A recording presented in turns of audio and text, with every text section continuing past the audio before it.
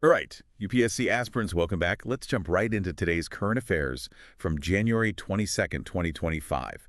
This is part one of our two-part deep dive, so buckle up. There's a lot to cover. Looking forward to it. We'll be tackling everything from asset reconstruction companies to Kalarippayattu, even taking a look at the fascinating world of Australopithecus. And get this, India is now a major exporter of French fries. You're kidding. No, seriously. It's all thanks to contract farming, but we'll get to that later. Yeah. Let me first introduce our expert who's here to, connect the dots and help us extract those key. So what insights crucial for your UPSC prep? Happy to be here, ready to break down some of these complex issues and relate them back to those upcoming exams. Awesome. Okay, let's get started. First up, asset reconstruction companies. Those institutions that deal with a bank's bad loans.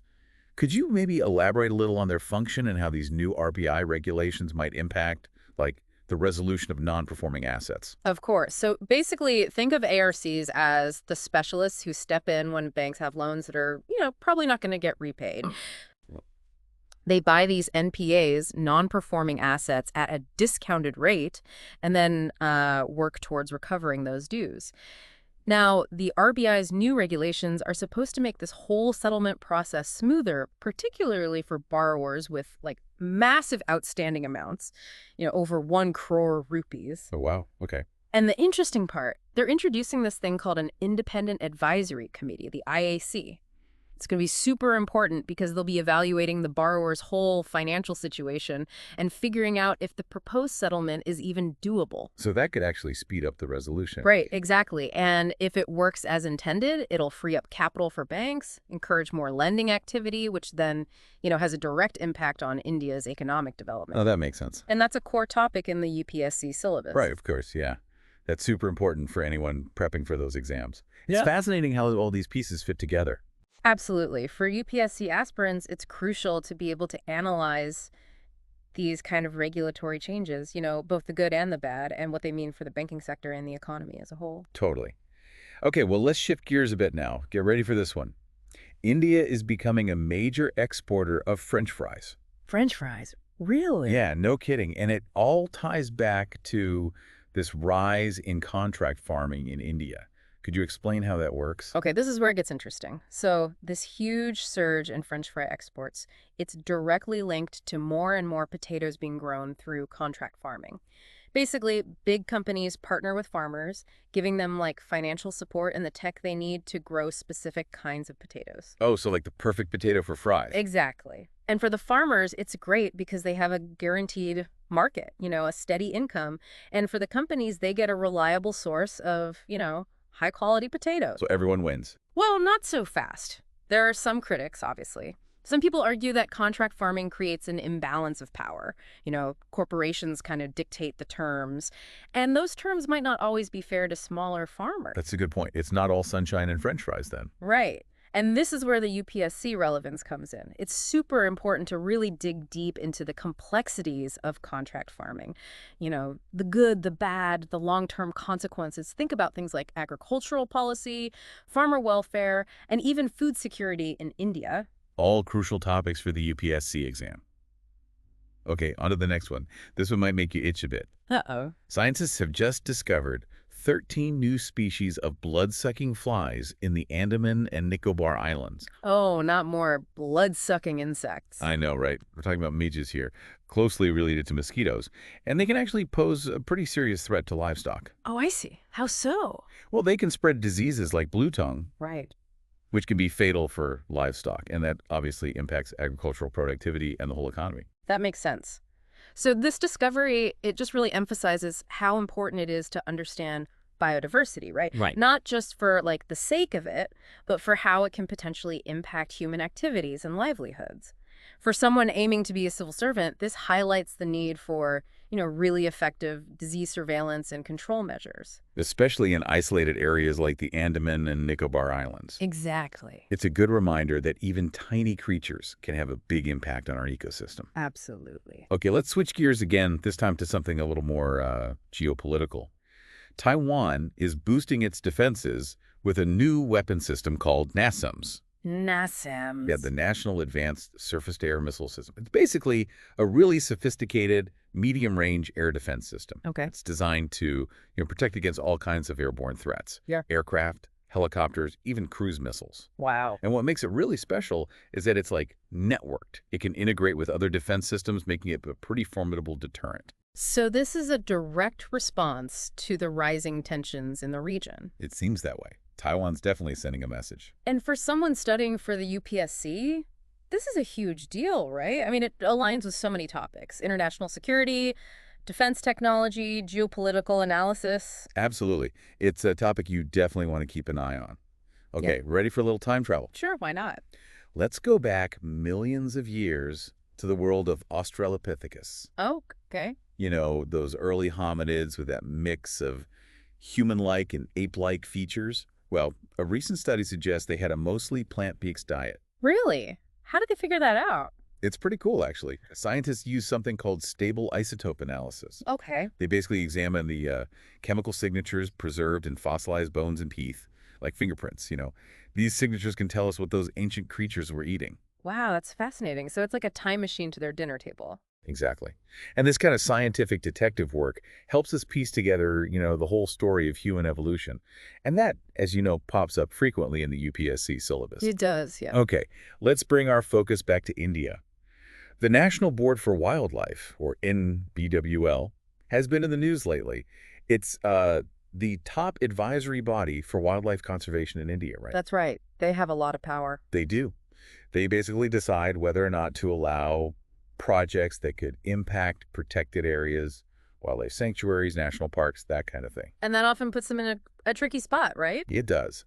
Balancing the needs of development with the need to protect our natural heritage is no easy feat. Definitely not. And that's a key theme for anyone who wants to be a civil servant in India, understanding that tension. Absolutely. Okay, let's move on to a pretty exciting medical breakthrough. India's first indigenous surgical telerobotic system, called SSI Mantra, has successfully completed 2 complex heart surgeries. Oh, wow, that's amazing. It is. This system basically lets surgeons do minimally invasive surgeries with incredible precision. So shorter operation times, faster recovery. Exactly. And a lower risk of complications. Mhm. This could be a game changer for healthcare in India, especially in remote areas where access to specialized surgeons is limited. That makes a lot of sense. But I imagine there are some challenges too, right? Of course, cost is definitely a factor, as is training medical professionals on this new technology and, ensuring everyone has access to it, regardless of their socioeconomic background. Right. So it's not just about the technology itself. It's about how we implement it and make sure it benefits everyone. Exactly. Okay, speaking of ambitious projects, let's talk about IMEC. It's this huge initiative aiming to reshape global connectivity. IMEC. Yeah, the India, Middle East, Europe Economic Corridor. Imagine this. A massive network of ports, railways, and pipelines connecting India to the Middle East and all the way to Europe. Wow, that's ambitious. It is. The goal is to make the movement of goods, energy, even people between these regions totally seamless.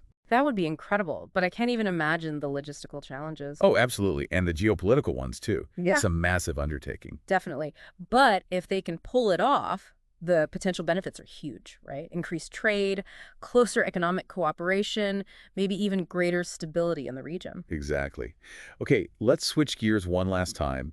Back to India, but this time you're going way back. Let's talk about Kalarippayattu. Oh, the ancient martial art. You got it. It's got deep roots in Kerala, and it's considered one of the oldest martial arts in the world. Fascinating. It is. It's not just about fighting, though. It's this whole system incorporating, physical conditioning, self-defense techniques, even healing practices and philosophy. Wow, that's incredible. So it's like a whole way of life. It really is. And the training is super interesting. It's this gradual progression through various stages, starting with body conditioning, then they move on to wooden weapons, metal weapons, and finally, bare hand combat. So it's a journey, both physically and mentally. Absolutely. And for the UPSC exam, this is a great example of India's rich cultural heritage, something that might pop up on the test. Right. Okay, one last topic before we wrap up this part of our deep dive. Sounds good. What do you have? Let's talk about entity locker. It's this new development that's going to change how businesses manage information in India. Entity locker, I haven't heard of that one. It's pretty cool. Imagine a secure online platform where businesses can store, share, and verify documents. Oh, so it's like a digital vault for businesses. Exactly. And it eliminates all that physical paperwork, streamlines all the compliance processes, makes things so much easier for businesses. And the really cool part is that it can really empower small and medium-sized enterprises. Because they'll have access to tools that were like previously only available to big corporations. Exactly. That's awesome. It is. And it aligns perfectly with all those digital India initiatives, promoting ease of doing business, creating a more inclusive digital economy, all very important topics for the UPSC exam. It is. Well, folks, that wraps up part 1 of our current affairs deep dive. We've covered so much already. Finance, agriculture, technology, you name it. A lot to take in. There is. But don't worry, we've got more coming your way in part 2. We'll delve into even more crucial topics that you might see on your UPSC exam, so make sure you tune back in for that. All right, welcome back to our UPSC Current Affairs deep dive. We're picking up right where we left off, still exploring those key events from January 22nd, 2025. Ready to jump back in. Okay, so we've talked about all this high-tech stuff, even ancient martial arts, but now let's get back down to, well, literally down to earth. Okay. A recent study has shown this pretty concerning decline in soil health across India. Oh, that's not good. No, not really. Yeah. Especially in areas that rely heavily on, intensive agriculture. I see. Yeah, that makes sense. So what are some of the things that are causing this decline? And what could the consequences be? Well, it seems like these intensive farming practices, they're meant to increase yields, but they often come at the cost of soil health. Right, so it's like a trade-off. In a way, yeah. Things like excessive tilling, overuse of chemical fertilizers and pesticides, and monoculture, that's where they plant the same crop over and over. It all disrupts the balance of the soil ecosystem. So the soil just gets depleted. Exactly. It loses nutrients, it can't hold water as well, and all those good microorganisms start to disappear. And that affects, well, everything, right? It does. We're talking lower agricultural productivity, lower yields, and eventually it could even affect food security. So it's like we're sacrificing the long-term health of our soil for short-term gains. Kind of, yeah. And it's not just about the food either. This has environmental impacts too. Soil erosion, water pollution, even climate change can be linked back to this. So this is something that UPSC aspirants should definitely be aware of. Absolutely. Understanding these interconnected issues and the policies needed to fix them is crucial.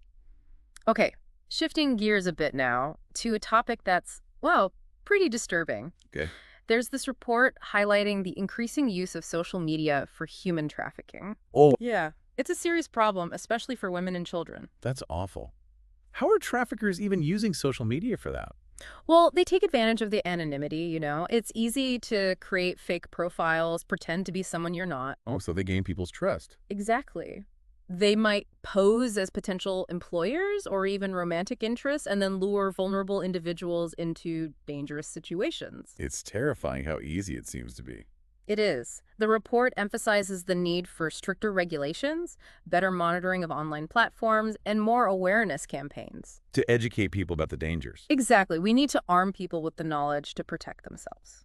It sounds like a complex issue, but definitely one that needs attention. It does.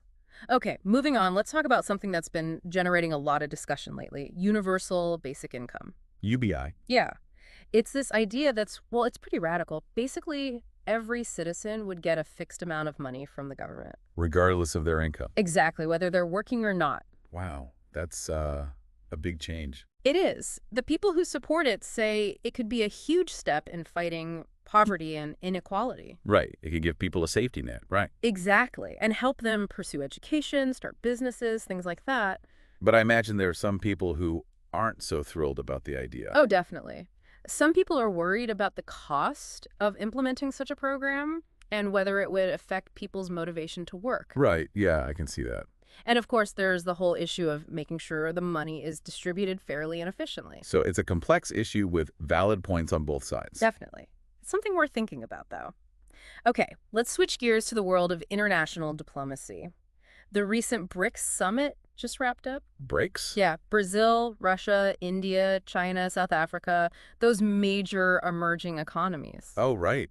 What were the key takeaways from the summit? Well, it really showed the growing power and influence of these nations on the world stage.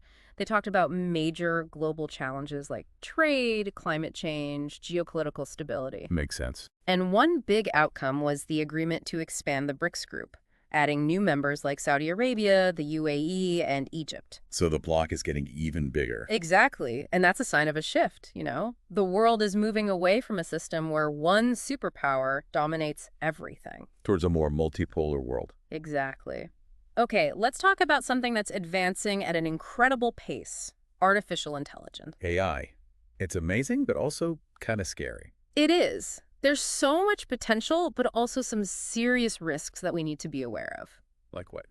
Well, there's the whole issue of job displacement. As machines get smarter, they might start taking over jobs that humans used to do. Right, that's a valid concern. And then there's algorithmic bias. Basically, if AI systems are trained on biased data, they can end up perpetuating and even amplifying existing inequalities. So it's not just about the technology itself, it's about how it's developed and used. Exactly. And then there's the potential for AI to be used for, well, bad things like creating deepfakes or developing autonomous weapons systems. So, ethical development and responsible use are crucial. Absolutely. Okay, let's move on to an issue that's a huge threat to our planet: plastic pollution. It's a massive problem. It is. And while we're working on reducing plastic waste, there's this new initiative focused on biodegradable plastics. So plastics that break down naturally. Exactly. They're made from things like plant-based materials, renewable resources. So they wouldn't just sit in landfills for centuries. Right. This technology could be a big help in reducing plastic waste, both on land and in the oceans, but there are some challenges. Oh, like what? Well, we need to make sure these biodegradable plastics actually decompose properly in different environments. And there's also the issue of greenwashing. What's that? It's when companies try to market their products as eco-friendly, even if they're not really. So we need to be careful about that. So making sure these solutions are truly sustainable is key. Okay, let's end on a positive note. What's happening in the world of renewable energy? Well, India's solar energy sector has been booming lately. It has. That's great news. What's driving that growth? A few things, actually. The government has been really supportive of renewable energy, pushing policies that encourage its development. And the cost of solar technology has been dropping steadily, making it more affordable. That makes sense. And more people are becoming aware of the need for clean energy, so there's a growing demand for it, too. So it's good for the environment and good for the economy. Exactly. It's a win-win. India's moving towards a more sustainable energy future. Welcome back, everyone. It's time for the final part of our deep dive into current affairs, all curated for you, the dedicated UPSC aspirant. We're still focused on those key events from January 22nd, 2025, extracting those valuable insights that'll help you ace those exams. Ready to wrap things up? All right, let's kick things off with a topic that's, well, a bit of a mixed bag. It's inspiring, but also a little concerning. Let's talk about the role of women in STEM fields. Okay. A new study just came out, and it highlighted this, persistent gender gap in science, tech, engineering, and math. Yeah, it's definitely still an issue. It is. So what are some of the factors contributing to this gap, and what's being done to try and fix it? Well, there are a lot of things at play here. I mean, there are these societal stereotypes, right? The ones that kind of push girls away from STEM careers from a young age. Oh, yeah, like those old ideas about what girls are supposed to be good at. Exactly. And then there's the lack of, visible role models and mentors for women in these fields. So it's hard for them to picture themselves in those roles. Right. If you don't see anyone who looks like you doing something, it's harder to believe you can do it too. And then, of course, there's the whole issue of unconscious bias, during hiring and promotions. So even when women do make it into STEM fields, they face additional barriers. Unfortunately, yeah. And that can make it really hard for them to advance in their careers. So how do we fix this? Well, it's got to be a multifaceted approach, right? We need to encourage girls to explore STEM subjects early on, make sure they have those strong mentors and role models to look up to. Makes sense. And just as important, we need to create inclusive work environments where women feel valued and supported. It's about changing mindsets and making sure everyone has an equal shot. Okay, let's shift gears now to something that's, well, kind of shaking up the financial world. Cryptocurrency. Ah, yes, the wild west of finance. Governments everywhere are trying to figure out how to regulate this new form of digital currency. What are some of the challenges they're facing? Well, it's tricky because by its very nature, cryptocurrency is decentralized. It operates outside of those traditional financial institutions. So it's harder to control. Exactly. And that raises concerns about like money laundering and tax evasion. Oh, I see. So how do you regulate something that's designed to be unregulated? It's a tough question. Governments are trying to find that balance. They want to foster innovation, but also make sure things don't get out of control. It's a tough one for sure. Okay, let's turn our attention back to India. A new report just came out highlighting the inequalities in healthcare across different regions. Yeah, access to quality healthcare is still a big problem in many parts of the country. It is. So what are some of the factors contributing to these disparities, and how can we address them? Well, one big issue is the lack of healthcare infrastructure, especially in rural areas. There just aren't enough hospitals, clinics, and qualified doctors and nurses in those Oh, areas. so access is a huge problem. It is, and then there are the financial barriers. A lot of people simply can't afford quality healthcare, even if it's available. That's a complex issue for sure. It is. We need a multi-pronged approach. Strengthening healthcare infrastructure in those underserved areas is crucial, and we need to make sure healthcare professionals are willing and able to work in those regions. So providing incentives, maybe? Exactly. And of course, expanding health insurance coverage and making sure essential medicines are affordable. It's about making sure everyone has a fair shot at good health, no matter where they live or how much money they have. Okay, let's talk about something a little more positive. What's happening with efforts to bridge the digital divide? There's been a big push to expand broadband internet access, especially in rural and underserved communities. Oh, that's great news. Why is that so important? Well, access to high-speed internet can really transform things. Education, healthcare, e-commerce, all these sectors can benefit, and it can empower individuals and communities. But I imagine there are challenges too, right? Of course, building that infrastructure, especially in remote areas, can be expensive. Makes sense. And it's not just about the physical infrastructure either. We need to make sure internet access is affordable and that people have the digital literacy skills to actually use it. Right, so it's about creating a whole ecosystem, not just laying down cables. Okay, for our final topic today, let's talk about the rise of electric vehicles. It's definitely a hot topic right now. The auto industry is undergoing a major transformation. It is. So what's driving this shift towards electric mobility? Well, climate change is a big factor, of course. People are becoming more and more aware of the need to reduce carbon emissions. Right, so it's about sustainability. Exactly. And governments are pushing for it too, with policies that encourage the development of electric vehicles. Plus, the technology itself has been improving. Batteries are getting more efficient, and the cost of EVs is coming down. So it's becoming a more viable option for consumers? It is, and people are starting to see the benefits. They're cleaner, quieter, and they can even save money on fuel costs in the long run. Sounds like a win-win. But I imagine there's still some hurdles to overcome. Oh, for sure. Building that charging infrastructure is crucial. And we need to address those concerns about battery range, how far you can drive on a single charge. And then there's the whole issue of battery disposal. We need to make sure we're not just creating a new environmental problem. So it's a complex transition, but definitely one worth pursuing. Absolutely. Well, folks, that brings us to the end of our three-part deep dive into current affairs, curated especially for you, the dedicated UPSC aspirant. We've covered a ton of ground, explored all sorts of issues that might just pop up on those exams. Remember, staying informed and connecting the dots between those seemingly random events, that's what's going to set you apart. Keep learning, stay curious, and best of luck with your preparations.